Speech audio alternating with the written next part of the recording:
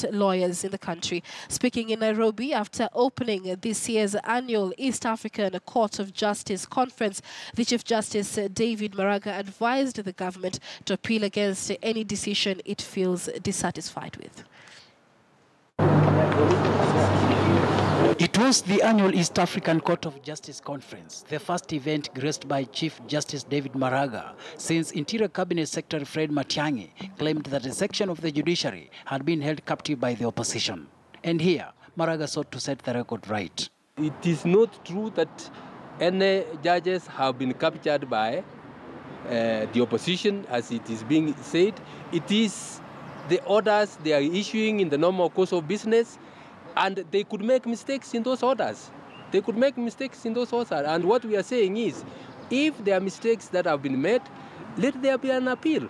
When on Tuesday he appeared before the National Assembly's Committee on Administration and National Security, Dr. Matiangi took issue with some judicial officers whom he claimed were keen on embarrassing and stalling the government. It is about a clique of judicial officers who have gotten into an unholy relationship with a clique of activist lawyers and oppositionist civil society people, with the intention of humiliating the government, stalling the government, embarrassing the government, and making it impossible for the government to perform. We had quite a number of cases that came to court. We ruled in favor of the government, we ruled in favor of, against the government, we ruled in favor of the position, we ruled against the opposition. Quite a number of those matters came and we dealt with them on the basis of the evidence that was there.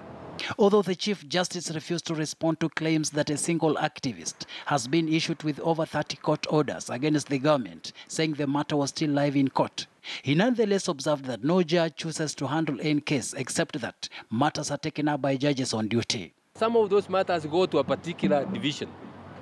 We have the Judicial Review Division, we have the Constitutional Division.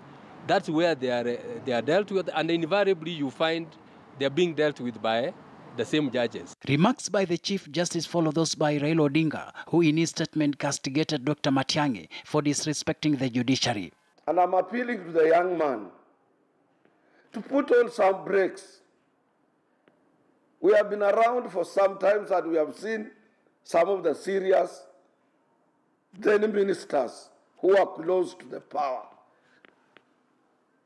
or to power. They are no longer again close to power. On his part, activist Okiom Tata has termed Matiangi's conduct before Parliament as disrespectful. It is really, really saddening that a man of Matiangi's caliber, a man who at one time was teaching my books at the University of Nairobi, in particular the play Luanda Magere during his literature classes, should degenerate just because he has tested some power to a level whereby he thinks that he's a small god, some tin god to be worshipped.